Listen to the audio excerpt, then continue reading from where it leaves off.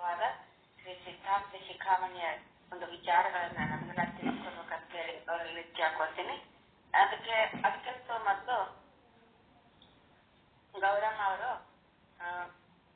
ಶಿವಸ್ತುತಿ ಹಾಗೂ ಶಕ್ತಿ ಸ್ತುತಿಯನ್ನ ನಡೆಸಿಕೊಡ್ಬೇಕಾಗಿ ವಿದ್ಯೆ ಹಾಕೋತೀನಿ.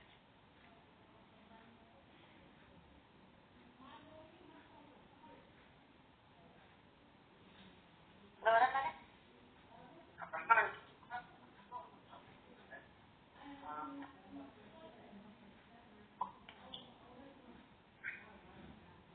ಶ್ರೀ ಜಗದ್ಗುರು ರೇಣುಕಾಚಾರ್ಯ ಪ್ರತಿನಿಧತು ಶ್ರೀ ಸಿದ್ಧಾಂತ ಶಿಖಾಮಣಿ ಪ್ರಥಮ ಪರಿಚ್ಛೇದ ಶಿವಸ್ತುತಿ ಶಕ್ತಿ ಸ್ತುತಿಶ್ಚ ತ್ರೈಲೋಕ್ಯ ಸಂಪದಾಲೇಖ್ಯ ಸಮುಲ್ಲೇಖನ ವಿತ್ತಯೇ ಸಚ್ಚಿದಾನಂದ ರೂಪಾಯ ಶಿವಾಯ ಬ್ರಹ್ಮಣೇ ನಮಃ. ಬ್ರಹ್ಮೇತಿ ವ್ಯಪದೇಶಶ್ಚ ವಿಷಯಂ ಪ್ರಚಕ್ಷತೆ ವೇದಾಂತಿನೋ ಜಗನ್ಮೂಲಂ ತಂ ನಮಾಮಿ ಪರಂ ಶಿವಂ.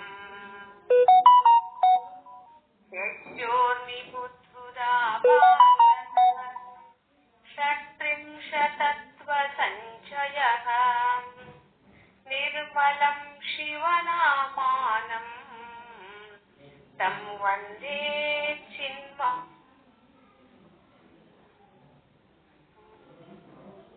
ಯದ್ಭಾಸಾ ಭಾಸತೆ ವಿಶ್ವಂ ಯತ್ಸುಖೇನಾನುಮೋದತೆ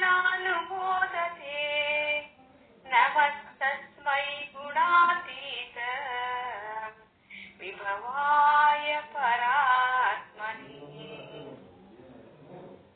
ಸದಾಶಿವಮುಖಾಶೇಷ ತತ್ವೋನ್ಮೇಷ ವಿದಾಯಿನೇ ನಿಷ್ಕಲಂಕ ಸ್ವಭಾವಾಯ ನಮಃ ಶಾಂತಾಯ ಶಂಭವೇ. ಸ್ವೇಚ್ಛಾ ವಿಗ್ರಹಯುಕ್ತಾಯ ಸ್ವೇಚ್ಛಾವರ್ತನವರ್ತಿನೇ ಸ್ವೇಚ್ಛಾಕೃತ ತ್ರಿಲೋಕಾಯ ನಮಃ ಸಾಂಬಾಯ ಶಂಭವೇ. ಯತ್ರ ವಿಶ್ಯಾಮ್ಯತೀಶತ್ವಂ ಸ್ವಾಭಾವಿಕಮನುತ್ತಮಂ ನಮಸ್ತಸ್ಮೈ ಮಹೇಶಾಯ ಮಹಾದೇವಾಯ ಶೂಲಿನೇ. ಯಾಮಾಹು ಸರ್ವಲೋಕಾನಾಂ ಪ್ರಕೃತಿಂ ಶಾಸ್ತ್ರಪಾರಗಾಃ ತಾಂ ಧರ್ಮಚಾರಿಣೀಂ ಶಂಭೋ ಪ್ರಣಮಾಮಿ ಪರಾಂ ಶಿವಾಂ. ಯಯಾ ಮಹೇಶ್ವರ ಶಂಭೋ ನಾಮರೂಪಾದಿ ಸಂಯುತಃ ತಸ್ಸೈ ಮಾಯಾ ಸ್ವರೂಪಾಯೈ ನಮಃ ಪರಮಶಕ್ತಯೇ. ಶಿವಾತ್ಯಾದಿ ಸಮುತ್ಪನ್ನಂ ಶಾಂತಚಿತ್ತಪರೋತ್ತರಾಂ ಮಾತರಂ ತಾಂ ಸಮಸ್ತಾನಾಂ ವಂದೇ ಶಿವಕರೀಂ ಶಿವಾಂ. ಇಚ್ಛಾ ಜ್ಞಾನಾದಿರೂಪೇಣ ಯಾ ಶಂಭೋರ್ವಿಶ್ವಭಾವಿನಿ ವಂದೇ ತಾಂ ಪರಮ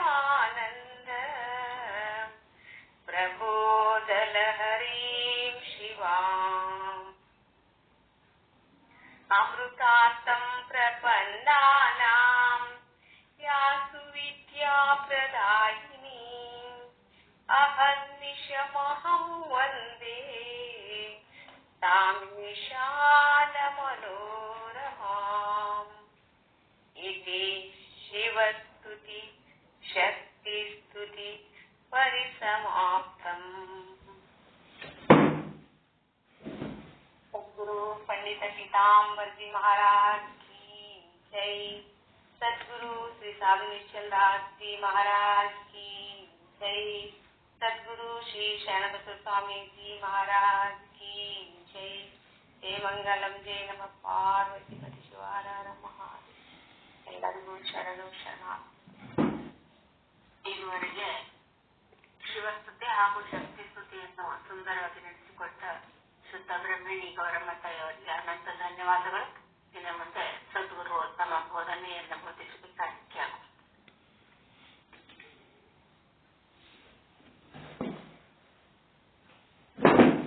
ಓಂ ಸದ್ಗುರು ಶ್ರೀ ಶುದ್ಧ ಬ್ರಹ್ಮಣೇ ನಮಃ. ಓಂ ಸದ್ಗುರು ಶ್ರೀ पंडित पीताम्बर जिये नमः. ओम सद्गुरु श्री साधु निश्चल दास जिये नमः.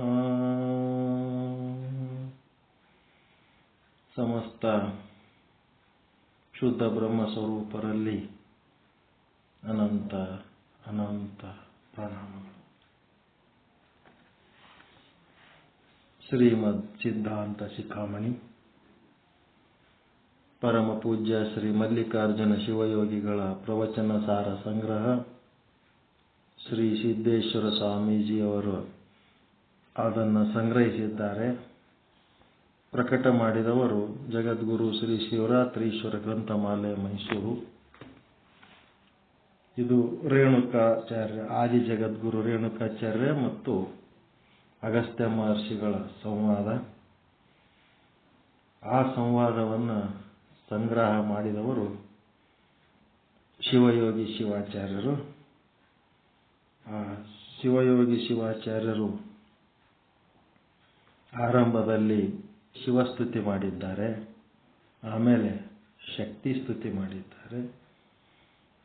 ಶಿವ ನಿರಾಕಾರ, ಶಕ್ತಿ ಸಾಕಾರ, ಶಿವ ನಿಶ್ಶಬ್ದ, ಶಕ್ತಿ ಶಬ್ದ ಸಹಿತ, ಶಕ್ತಿ ಶಬ್ದ ಸ್ಪರ್ಶ ರೂಪ ರಸ ಗಂಧಕ್ಕ ನಿಲುಕುವಂತಹದ್ದು. ಕಣ್ಣು ಕಿವಿ ಮೂಗು ನಾಲಿಗೆ ಚರ್ಮ ಇಂದ್ರಿಯಗಳಿಗೆ ನಿಲುಕುವಂತಹ ವಿಷಯಗಳು ಹೊಂದಿದ್ದು, ಶಿವ ಆ ವಿಷಯಗಳು ಯಾವುವು ಇಲ್ಲ ಆತನ ಹತ್ರ.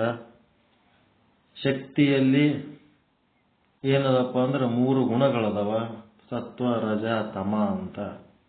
ಶಿವ ಹೆಂಗದನಂದ್ರ ಆ ತ್ರಿಗುಣಾತೀತ, ಸತ್ವ ರಜ ತಮ ಎನ್ನುವ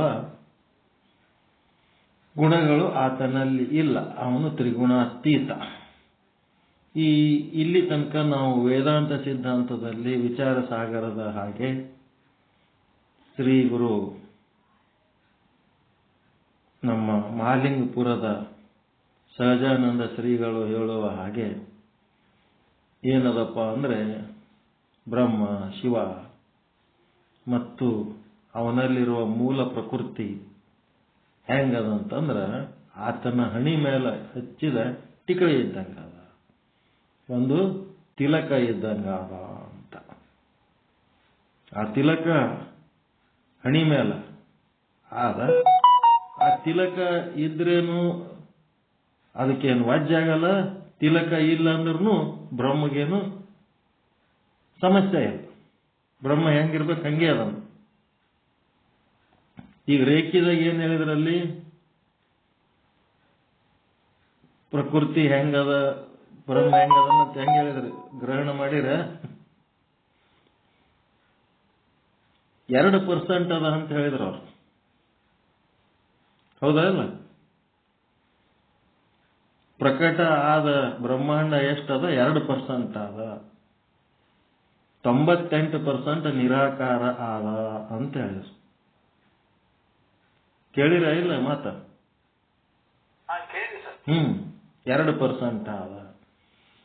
ಈಗ ಬ್ರಹ್ಮಾಂಡ 2% ಆದ, ಅದು ಉಳಿದದ್ದು ನಿರಾಕಾರ ಪರಮಾತ್ಮ 98% ಆದ ಅನ್ನೋದಿದು ಸರಿನಾ ತಪ್ಪ? ಹೆಂಗ್ ಸರಿ ಆಗ್ತದ? ಈಗ ಒಂದು ಹಗ್ಗ ಅದ, ಅದು ಹಾವಾಗಿ ತೋರ್ಲಕತ್ತದ. ಮತ್ತ ಹಗ್ಗ ಹಾವಾಗಿ ತೋರ್ಲಕತ್ತದ ಅಂದ್ರೆ ಹಗ್ಗ ಎಷ್ಟು % ಅದ, ಹಾವು ಎಷ್ಟು % ಅದ?